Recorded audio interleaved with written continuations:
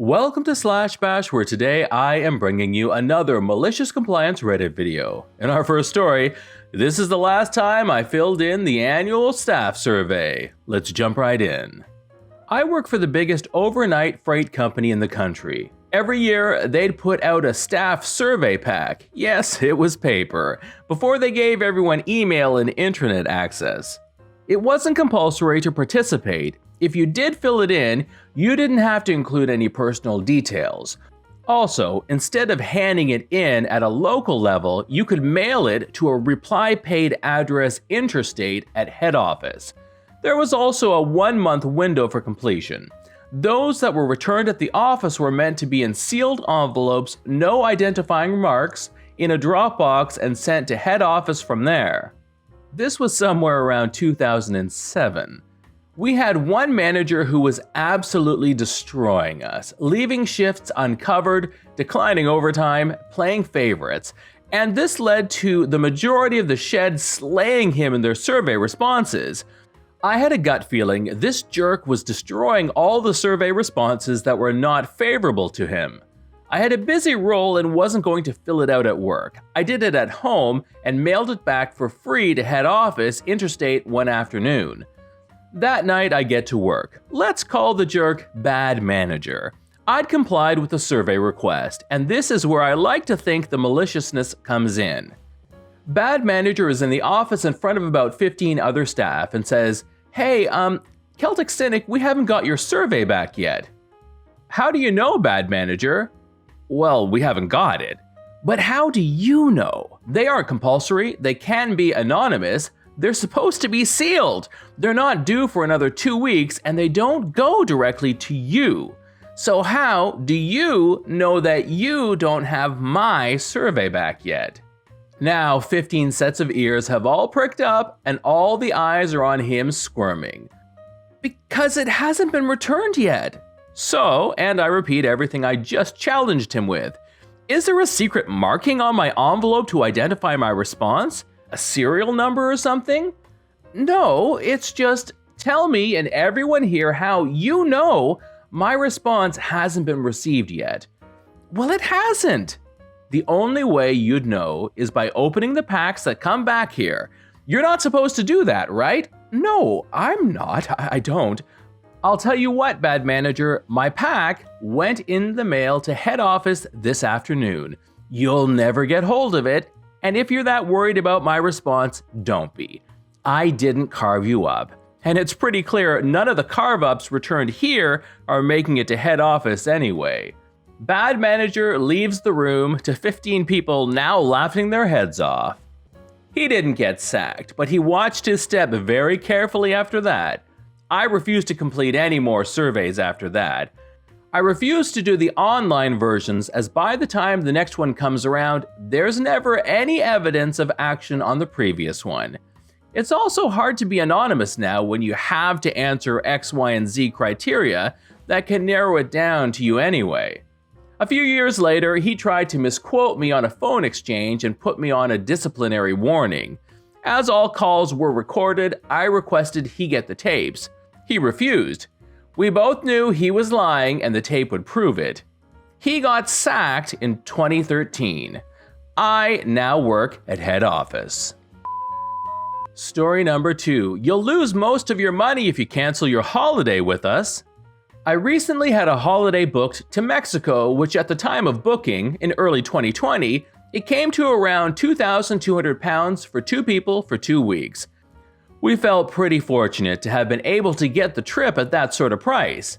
Anyway, COVID happened, and as you can imagine, the holiday we booked with TUI, British holiday travel agent, was postponed. Feeling a little anxious to go abroad even when restrictions were lifted, my partner and I decided we wanted to cancel and rebook at another time. Truth be told, we could have also benefited quite a lot with having some of that money back. I called them to cancel. After a rather lengthy hold to get through to them to be told, "Sorry, if you want to cancel, you will lose $2,100 of the $2,200 that you paid. However, you can make a free of charge amendment and you or we will pay the difference. So if your new holiday is cheaper, we will refund the difference. Okay, let me speak with my partner and see what we want to do. Malicious compliance then begins. I have no interest in postponing my holiday, so I browsed their other destinations on the website. I phoned back the next day. Hi, I'd like to make an amendment to my booking, please. Sure, no problem. Do you have a destination in mind? Yes, I found this rather appealing location in the Canary Islands, which also happens to be your cheapest holiday. Oh, and I want to amend it from 2 weeks to your minimum stay. Okay, so you'll get a refund of £1,750 and your holiday has now been amended. After receiving my refund a few days later, I call them and tell them I wish to cancel my new crappy cheap holiday. At this point, I have lost about half of what the crappy cheap holiday would have cost. Instead of losing £2,100, I only ended up losing £280. Granted, it's still not ideal to have lost out on £280, but it sure is better than losing most of what I paid. Edit 1. To those saying about chargeback, I didn't purchase the holiday on a credit card. I used a debit card. Chargeback wouldn't have worked as the money belonged to me and not the bank. Edit 2. For those saying this isn't malicious compliance, if their policies were designed to make things easier for the customer, they wouldn't have made the refund process so difficult.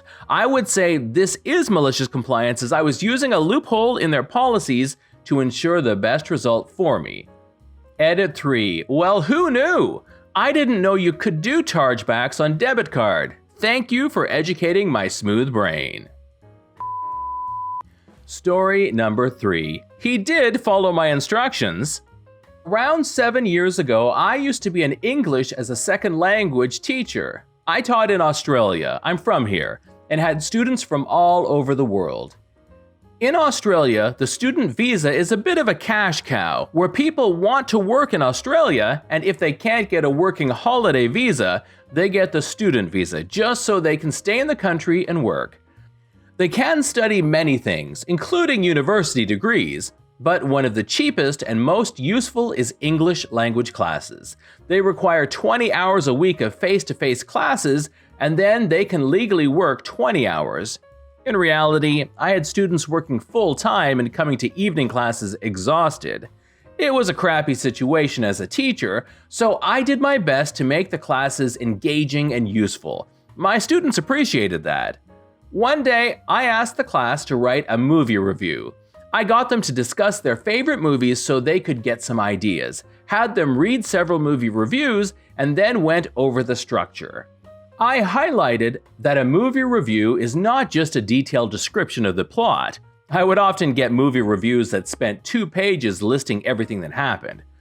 I explained that their movie review should contain the name of the movie, the director, actors, etc., and a quick overview of the plot. I had one Greek student in the class, P. He was probably 45 to 50 years old and was a cabinet maker. He was a chill character who was always respectful but thoroughly disinterested in English classes. He needed to be there for his visa and would do the minimum. He worked full days, so I never held that against him. His movie review was exactly what I asked for, but not what I had in mind. The movie is called Harry Potter and the Something Else. I don't remember the name. It was written by a woman. I think she is very rich. It is about a boy or something like that. And that was it. He had a cheerful smile on his face as he handed it to me and left shortly thereafter. I wasn't even mad. I was impressed. This is John from /bash. Thanks for watching. If you've enjoyed the video and want to be the first to know when the next one drops, then subscribe and click on that notifications bell. I'd love for you to drop a like, share it with your friends, and I'll see you in the next one.